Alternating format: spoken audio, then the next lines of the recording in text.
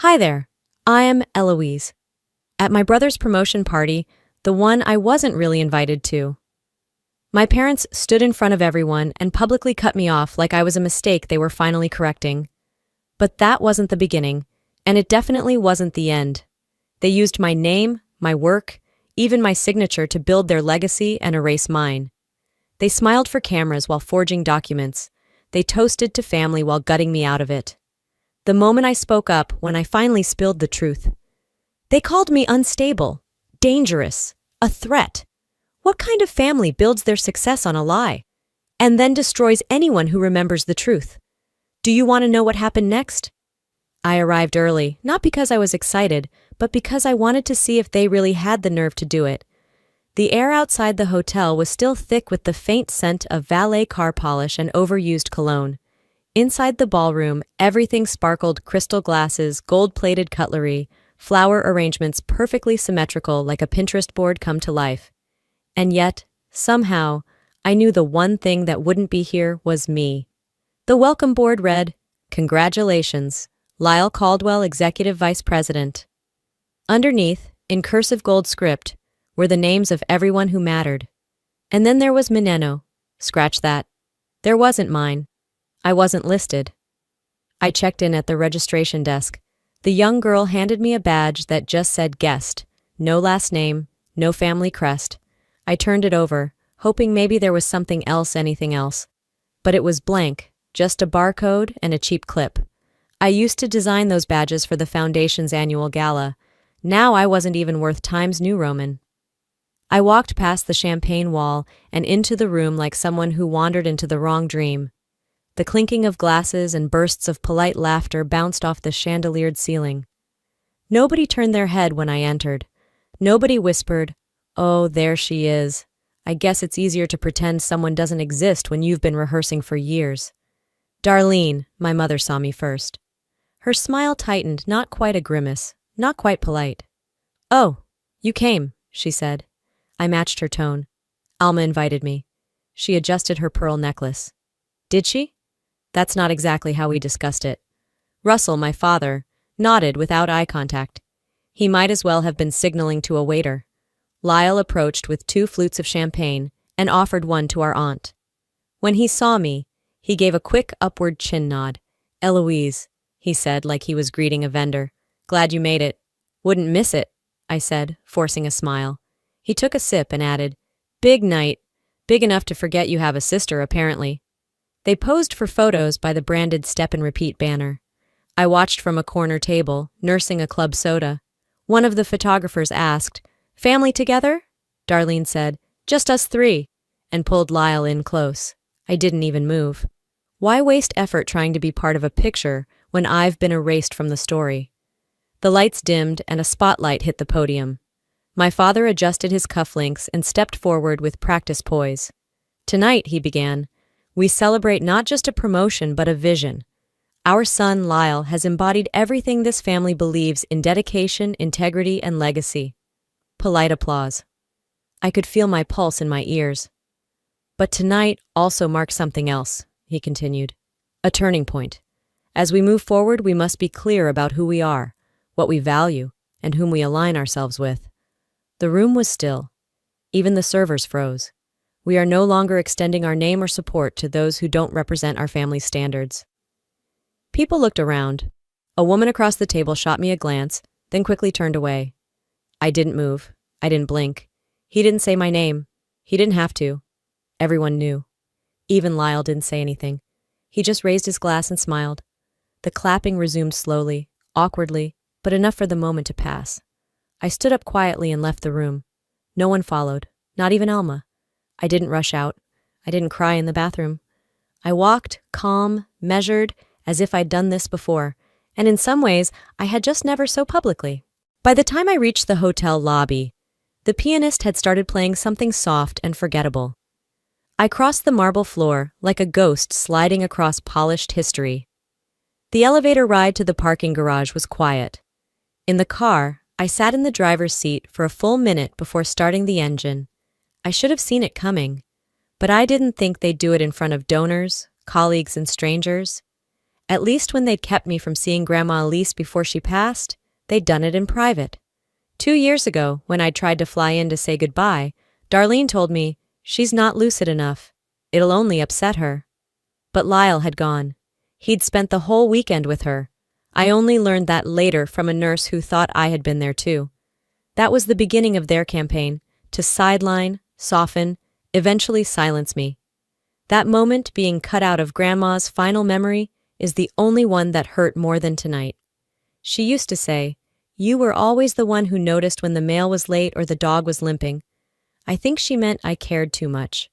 Or maybe that I noticed things they didn't want noticed.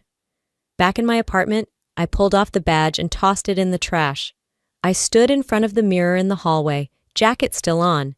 The makeup I'd carefully applied was still perfect, but my eyes looked like they belonged to someone else. "They cut me off," I whispered, "but they're still performing the part.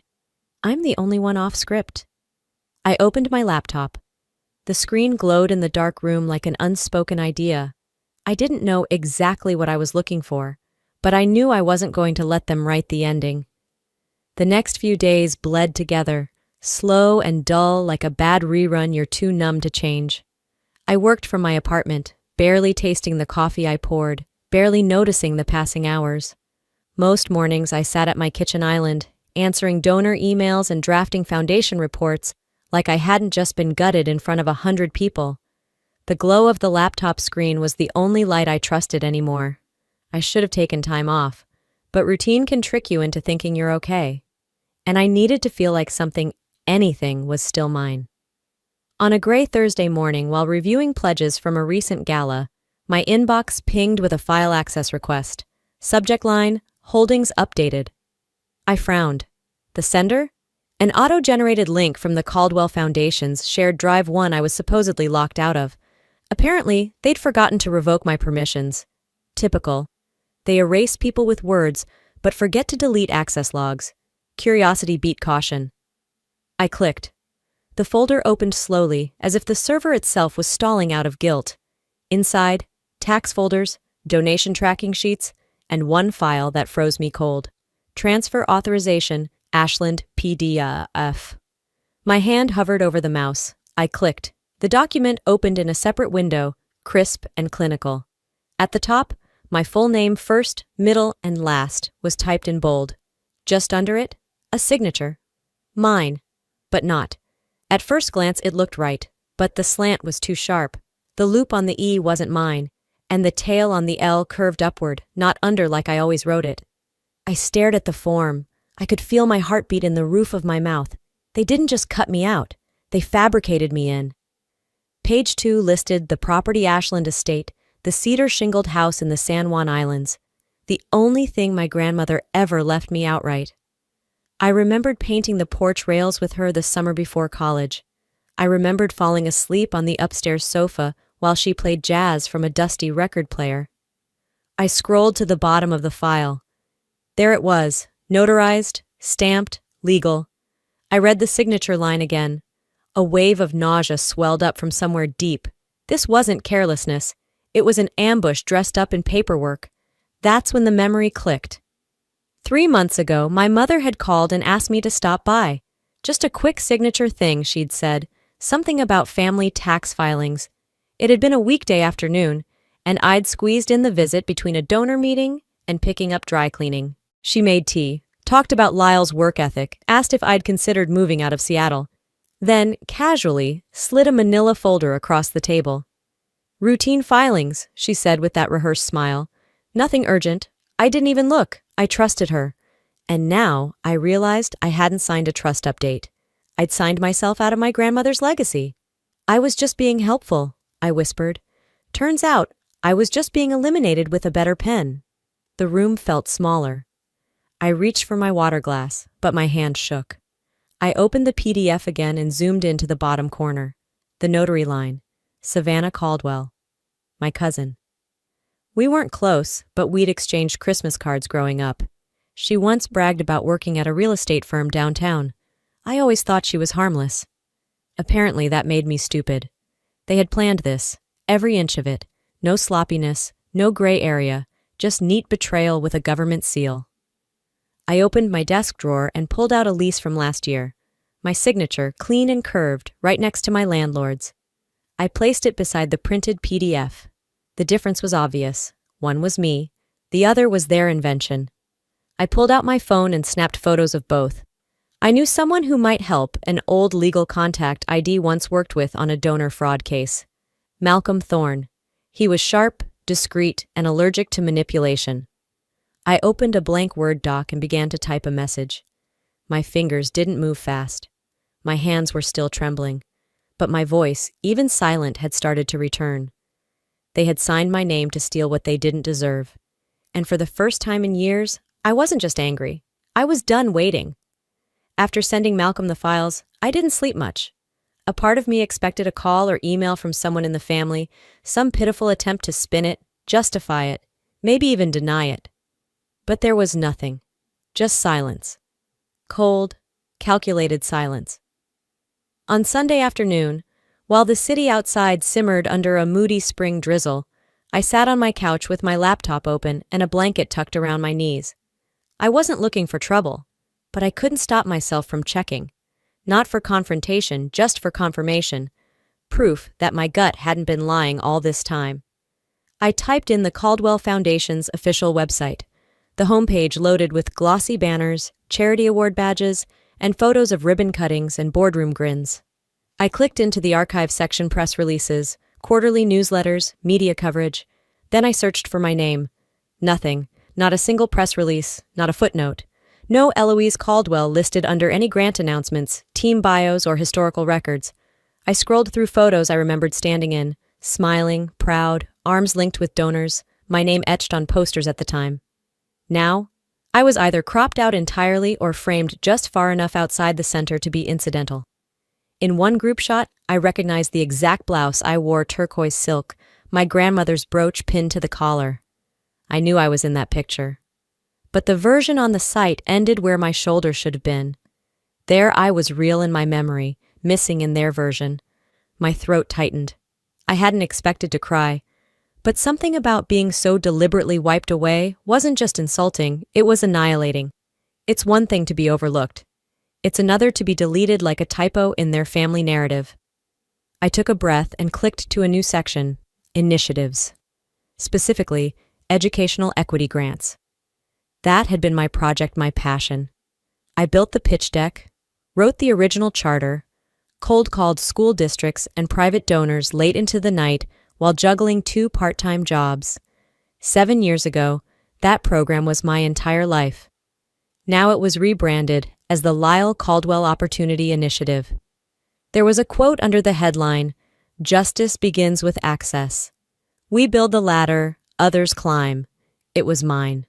Almost word for word from a line I had once given to a local newspaper, but now it was credited to him. I scrolled through the About section, reading the copy I recognized instantly. I remembered every turn of phrase: underserved communities, mentorship pipelines, bridging opportunity gaps. That was my language, my heart. But they'd filed off the fingerprints and slapped his photo across the page like he'd invented equity. He didn't just inherit my seat. He hijacked my voice. I clicked into the annual reports. In 2018, the year the grant launched, the foundation received over $2 million in targeted donations for the initiative.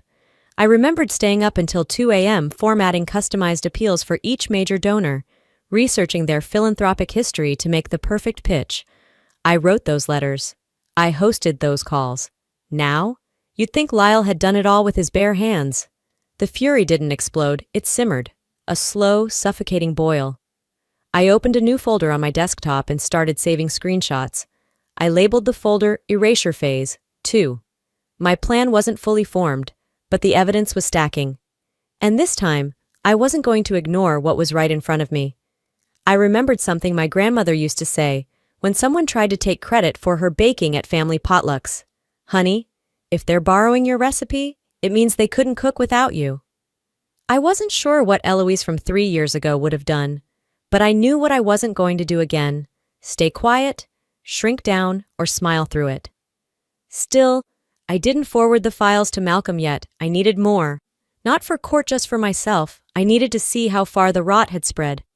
I clicked open my old email records. I typed keywords into the search bar. 2016 equity draft, first proposal. Nothing popped up on my current drive. Of course. They'd probably stripped me of that, too. Then I remembered something. Back in 2016, I'd partnered with a nonprofit in Tacoma Bridge Equity to pilot a mentorship program. I had emailed the proposal to their founder personally. She was sharp, principled, and kept hard copies of everything because clouds vanish and humans lie, as she once put it. I drafted a message. Hi Maya, quick question. Would you happen to still have the original 2016 proposal draft for the equity grant? It would have started with the sentence, "Justice isn't a concept, it's a choice we have to fund." I paused, reading it back before hitting send. It was a simple ask, but one that could unravel everything. I didn't want revenge. I wanted the record restored, with my name on it, nothing more and nothing less. Maya's reply didn't come that night. That was fine. I wasn't sitting by the inbox like I used to, not anymore. Instead, I focused on breathing, on preparing, on sharpening every broken edge they'd handed me into something that could finally cut back. 2 days later, I got the first blow unintentional, but sharp enough to slice. A LinkedIn notification. I hadn't opened the app in months, but something made me swipe the banner. Congratulations to Lyle Caldwell on the official launch of Harlow Legacy Group. I blinked, then blinked again. Harlow. That was the LLC listed on the Ashland property sale, the one I was erased from. The banner image made my chest constrict. Lyle stood front and center, arms crossed in tailored navy, smug as ever. And behind him, just blurred enough to feel personal, was the Ashland house, our grandmother's house. My house. The headline burned, legacy-backed leadership rooted in family-driven values. I didn't even realize my hands were trembling until my tea spilled onto my thigh. Scrolling down, I saw the press quote. Inspired by years of work with underserved communities through the Caldwell Foundation, it read, "A bold lie, polished with my labor. He had repackaged me, again." I closed the tab, breathed in, out. Then I opened my old nonprofit email account on a hunch. It was an old credential I hadn't touched since I transitioned roles, but apparently no one had disabled it. Sloppy. The inbox was empty, but the sent folder was not. There were over a dozen emails from 2019, all bearing my name. Eloise Caldwell. Some were to private investors, others to philanthropic funds, all thanking them for their support, inviting them to build legacy together, and signing off warmly with my voice. And one email hit like a punch to the throat. A pitch for equity education funding my original draft. Except, I never sent it. And the signature line read, "Warmly, Eloise Caldwell, Director of Strategic Equity Initiatives, Caldwell Foundation, my former title, stolen like it was always up for auction.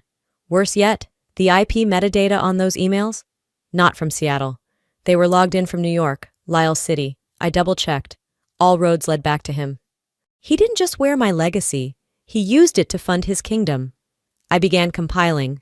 Screenshots of the Harlow launch, the deed transfer PDF, my scholarship project now renamed under his leadership. And now, these emails, these fake pitches pretending to be me. I opened a new folder and titled it, Proof of Erasure and Exploitation Phase 3.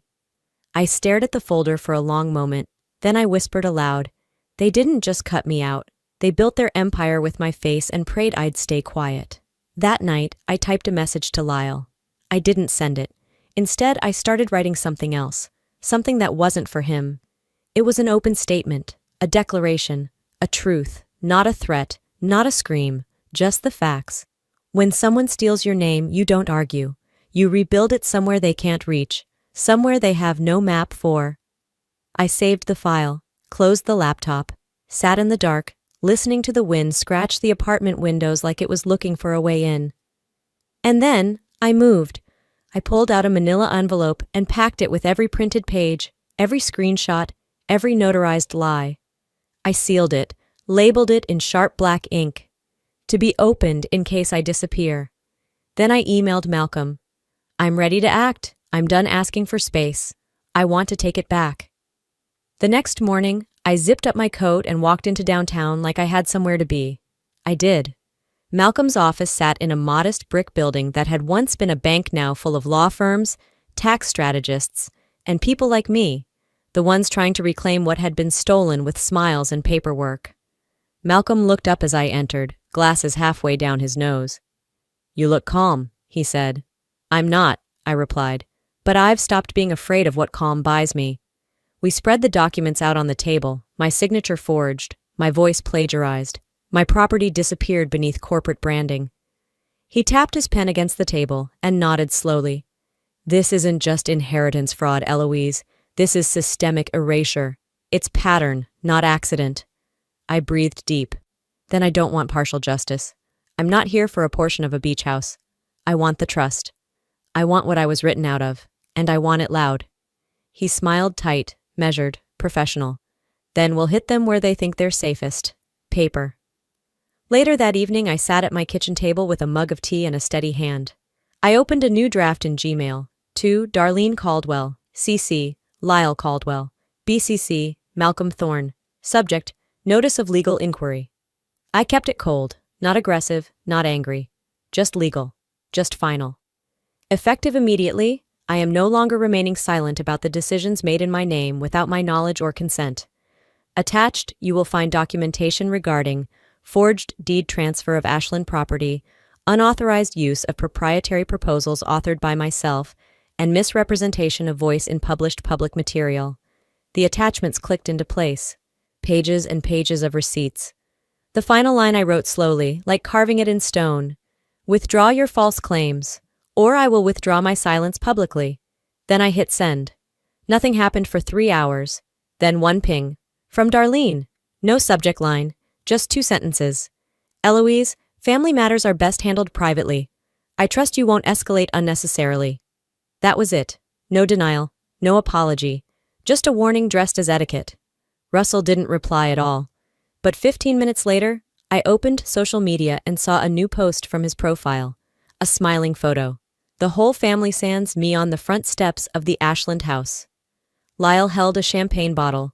Darlene wore her signature pearls, and the caption read, "Legacy is earned, not granted." I stared at it without blinking. The message couldn't be clearer. We're not scared of you.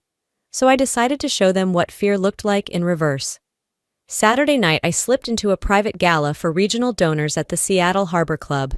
No RSVP, no welcome badge. I walked straight in like I belonged, because at one point I did. They hadn't changed much, still too much seafood. Still the same gold-accented tablecloths. I spotted them easily. 3 Caldwell Foundation board members seated near the bar, laughing over flutes of Prosecco. I approached. No theatrics, no accusations. "Hi," I said, soft but steady. They paused. One of them looked puzzled, the other vaguely guilty. "You may want to audit the Ashland asset line on the trust's filings," I added, sliding a sealed manila envelope onto their table.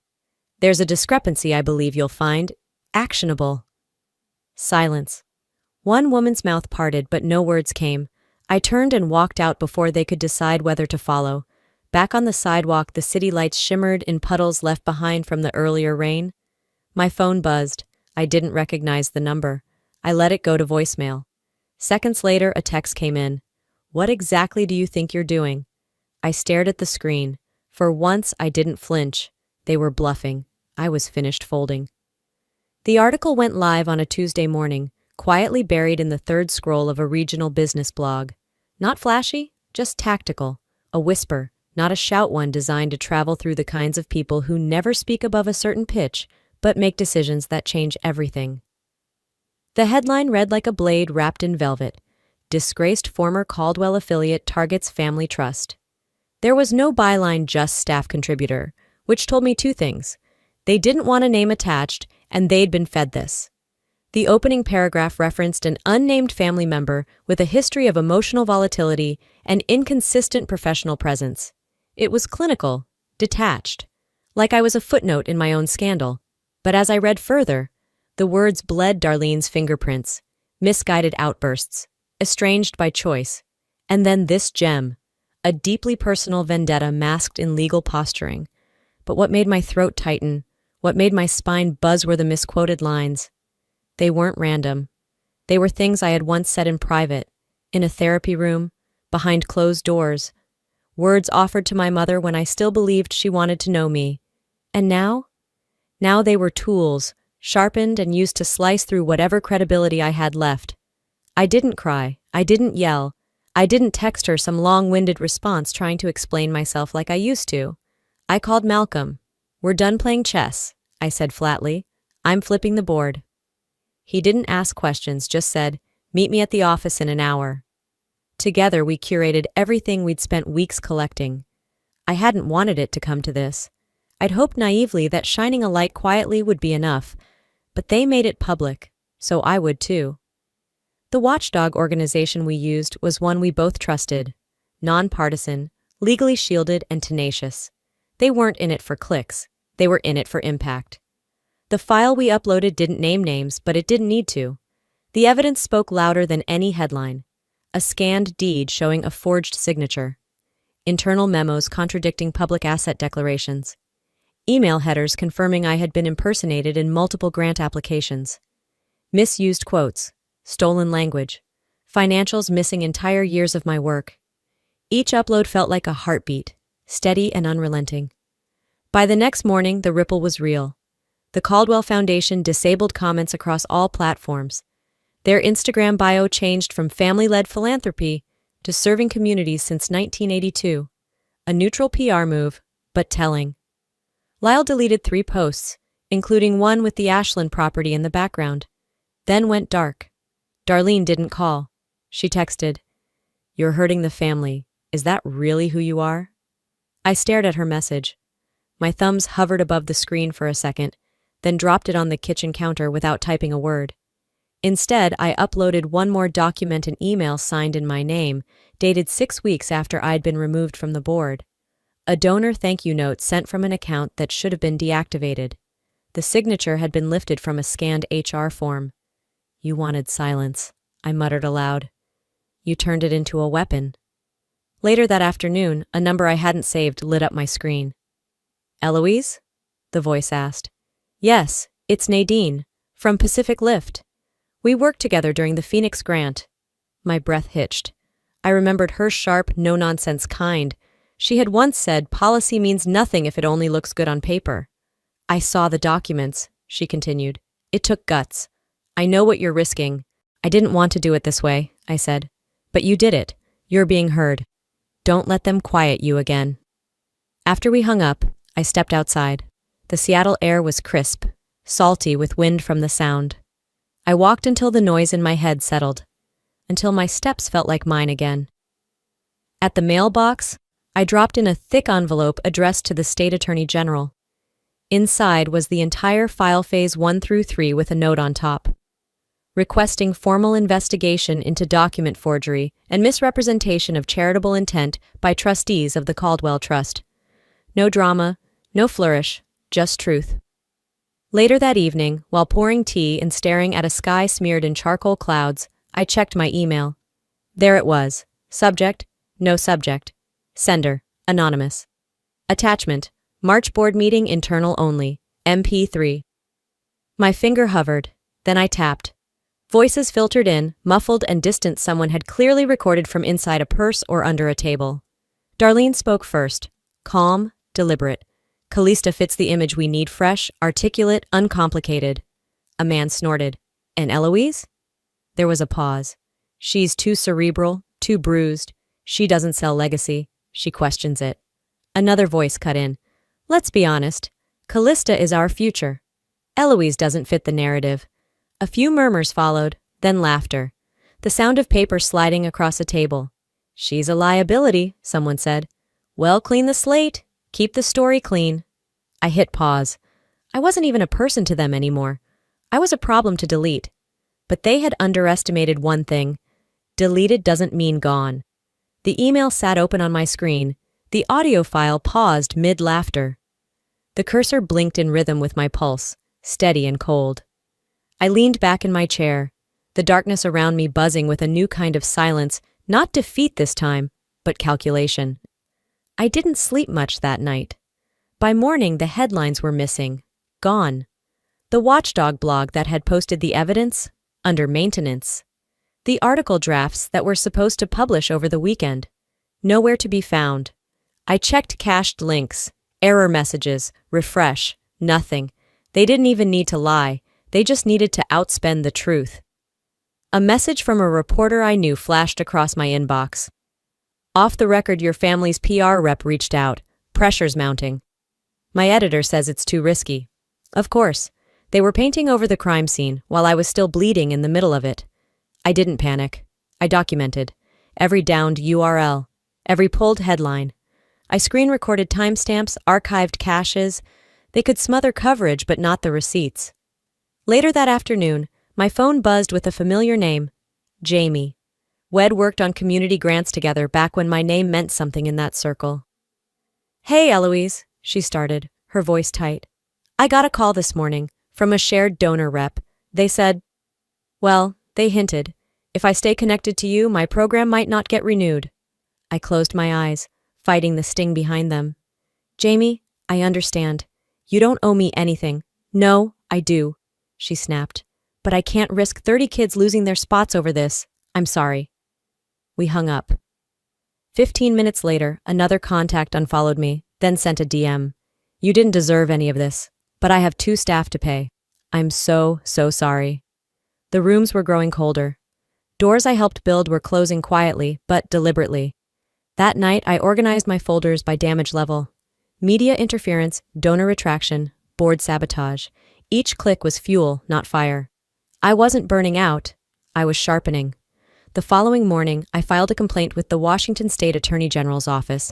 I uploaded every document. Forgery, impersonation, financial misrepresentation. I included metadata logs and timeline analysis. No dramatic cover letters, just facts. I printed a copy of the filing, slid it into a folder labeled Phase 4 Litigation. On the cover, I handwrote one sentence. They wanted silence. I gave them consequences. Before dropping it at the mailbox, I made a copy for myself and left it on the kitchen counter. I wanted to see it when I walked through the door. Proof I wasn't imagining any of it. 2 days later, I got an email from Aunt Alma. Subject line, they've crossed a line. Attached was a PDF of Darlene's so-called family unity statement sent to relatives, family friends, and donors. It was dressed up in words like misunderstood, mental stress, and disruption of harmony. But it was all about me. Buried in paragraph 5, we love our daughter, but Eloise's instability has made it impossible to keep her involved in family affairs. Her recent actions stem from confusion, not cruelty. Underneath it, Alma's note, I told them this isn't just a misunderstanding. I told them you weren't confused. I told them I'm with you. That was the first time since all this began that I cried, but only for a minute. Then I gathered every document, slipped them into my briefcase, and headed downtown. The law firm Malcolm connected me with had a reputation for handling trust disputes with surgical precision. At the front desk, I handed over the paperwork. The receptionist didn't ask questions, just nodded and filed it away. The motion to freeze the Caldwell Family Trust was now official. I stepped back outside into the crisp afternoon light. A chill cut through my coat, but I didn't rush. Across the street I saw him, Lyle, leaning against his SUV, hands in his pockets, expression unreadable. We locked eyes. He didn't move. Neither did I. I turned first, not because I was avoiding him, because I had better things to do. The sidewalk outside the courthouse felt colder than it had earlier. Maybe it was the adrenaline drop. Maybe it was just the realization that everything from this point forward would be public record. I didn't glance back to see if Lyle was still watching. I didn't need his expression to validate anything anymore. I hailed a cab and rode in silence. No music, no small talk. The city blurred past the window, and I watched it with the stillness of someone who'd been called everything except right. The ride ended in front of the courthouse annex, a plain gray building that didn't try to pretend it was anything other than what it was. A place where truth got tested, and sometimes, if you were very lucky, spoken aloud. Inside, I passed through security, rode the elevator to the 3rd floor, and stepped into a room so quiet it hummed. A single judge presided. No press, no cameras, just lawyers, files, and history waiting to be rewritten. The hearing started like most civil disputes do, quietly. My legal counsel, Malcolm, opened by stating the basis of our claim. unlawful transfer of inherited property, identity misrepresentation, and financial fraud within a family trust. Lyle didn't look at me. Darlene's fingers tapped once, twice, against the legal pad in front of her.